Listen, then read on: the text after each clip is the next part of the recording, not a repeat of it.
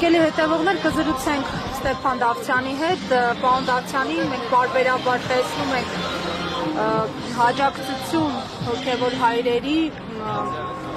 տարբեր դատարանների բակում, հայ առաքելական եկեղեցու պաշտպանության շարքերում, պարոն Դավթյան, ինչպես եք վերաբերում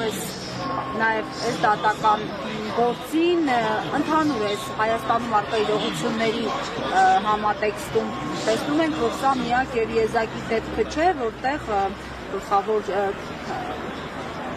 դերակատարը կամ գլխավոր թիրախը դարձել է եկեղեցի եւ հոգեվորականություն։ Սա նա եկեղեցին չէ, ամբողջը գալիս է Նիկոլ Փաշինյանի իշխանությունը զարթելուց հետո պետության, պետականության, ժողովրդի դեմ։ Սա ուղղակի մի փուլ է, որը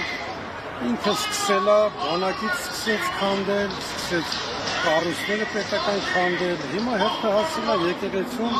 նա ուղղակի եկեղեցին պետականության հիմքերից մեկն է եւ դա է իրար, նպատակը դա է, քանդել երկիրը, քանդել պետությունը։ Ինչ բարեփոխում ենք, օբյեկտիվ չի այդ դիտարկումը գնահատականը։ Ի՞նչն է բարեփոխում։ Եթե հայ առաքելական եկեղեցու հետևորդ եմ, այս տարիքում ես ինչը պիտի բարեփոխեմ։ Իմ հավատը հայ առաքելական եկեղեցին է, անունը դրել է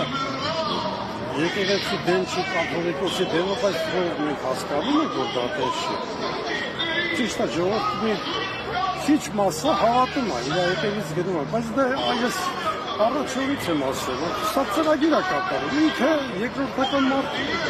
այս գործի մեջ ինքը լավ կատարող է ուղղակի, արևմուտքի հարցեր իր լուծում, արևմուտքը հարցեր ունի լուծելու այս տարածաշրջանում, ինքն էլ օգնում է, կատարում է, նրան ասել են տվել են այդ դերը կատարում է, ես շատ փայլուն կերպով է կատարում, եթե դուք ուշադիր նայածել եք, դեր 18 թվականին տեսեք, արևմուտքը ինչ արեց, եթե հիշում եք Աշտանը, 3 հզոր պետությունների ղեկավարներ, Մակրոնը, Գերմանիայի կանցլերը, Անգելա Մերկելը եւ Կանադայի վարչապետը եկան Հյուսային պողոտայում պարեցին, բայց ես ոչ մի չտվեց, չհասկացաք, որ նրանք էլ էին ինչ-որ բան, իրանց ասել էին, որ պետք է գնաք Հայաստանում պետք է պարեք եւ նրանք եկան պարեցին, որովհետեւ ինչ հզոր ուժեր են կանգնած այս ամբողջի հետևում, որ 3 հզոր պետությունների ղեկավարներ եկան Հայաստանում միանգամից։ Դա ուղղակի արդեն ապացուցում է, որ այստեղ արևմուտքը հարցեր է լուծում եւ միջև վերջ գնալու է։ Թե այստեղ Հայաստան կլինի, հայ ժողովուրդ կլինի, չգիտեմ ինչ, դա արդեն երկրորդական պատերազմի ժամանակ նույնիսկ կարծեմ դրանց պետքարտուղարն էր Պոմպեոն, որ մոտեցել էին, ասել են ախր պատերազմը կանգնացրեք, ասել էր, հա, հայ ժողովուրդը լավ ժողովուրդ է, բայց մենք հարցեր ունենք լուծելու։ Всё, это պատասխանը վերջ, դրանից եկող ինչ բանում։ Հիմա ուղղակի տարբեր փուլեր են, ուղղակի լուծում կա, իհարկե անլուծելի խնդիր չկա, ուղղակի այստեղ կուսակցությունները պիտի միանան։ Շատերը ժողովրդին են ասում, ժողովրդից մեկը ես եմ։ Ինչ ասել են արել ենք, ով եկել է կողքը կանգնել ենք, դուրս ենք եկել, հենց մի քիչ շատ են եկել, մի քիչ են եկել, շարժումները բայց հենց տեսեք, 3 շարժում հզոր եղավ, հայրենիքի քրտության շարժում, դիմադրության շարժում, սրբազան շարժում, մեկը-մեկից պակաս չէր։ Հիմա ուղղակի կուսակցությունները պետք է իրենք շարժումը միացնեն իրար, մեզ պետք է մի խորհուրդ իսկապես մարդիկ, որոնք կարող են ասել և որոնց խոսքը կանցնի։ Հիմա տեսեք,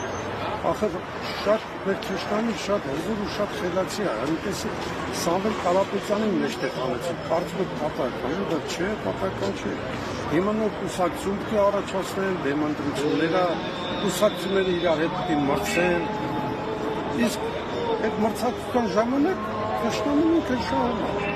Շատ հասարակ մի մեխանիզմ է գործում։ Քանի անգամ ասել եմ, ամար գնացեք մեկը մեկի դեմ։ Նիկոլը մի թեկնածու է անում, ասենք այն ժամանակ Նիկոլն էր, հայրենիքի փրկության շարժման ժամանակ եւ Վազգեն Մանուկյանն էր, ինչ-որ ելի ձեզ ասել եմ այդ բանը։ Մեկը մեկի դեմ եթե գնա ժողովուրդը դուրս կգա։ Հիմա ամեն անգամ մի 5-6 թեկնածու առաջ գալիս, ժողովուրդին էլ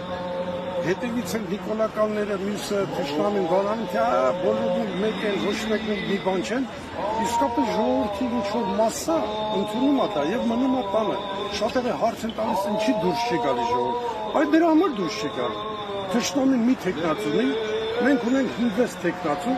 հայ ինձ տանում են ընտրությունների, ես գնում եմ կանգնում եմ, ում ընտրեմ։ Բոլորին էլ ուզում եմ, որ դեմ են դրան, բայց չեմ կարող ընտրել, ասեմ ես կողմնորոշում, բայց շատ բարձ չի կողմնորոշվում, ասում թեկած չեմ այդ ընտրությունների։ Դա է պատճառը, ժողովուրդը դուրս չի գալի եւ դրանում 10% ունի Նիկոլը, իր 10%-ը պարտադիր տանում է, այն 10%-ն էլ, որ մասնակցում են աշխուժբա 5-6 տեղ, ինքը հաղթում է։ Գյումրի նման քաղաքը, որ այդպես թասիբը ժողովուրդը 50%-ը չմասնակցել։ Տղաներն են ժամանակել են զգուշացրել, այ մարդ ասում են, մտեք միած սենյակ, փակվեք, ոնց որ հռոմի պապ են ընտրում։ Մտեք մի շաբաթ իրար հայոյեք, ինչ անում եք արեք, մեկին հանեք, սպիտակ ծուխի նման, ասեք այս է մեր տեխնացու։ Հլպես է ժողովուրդը ոնց դուրս կգա։ Ստանալ է բանացը, շնորհակալություն։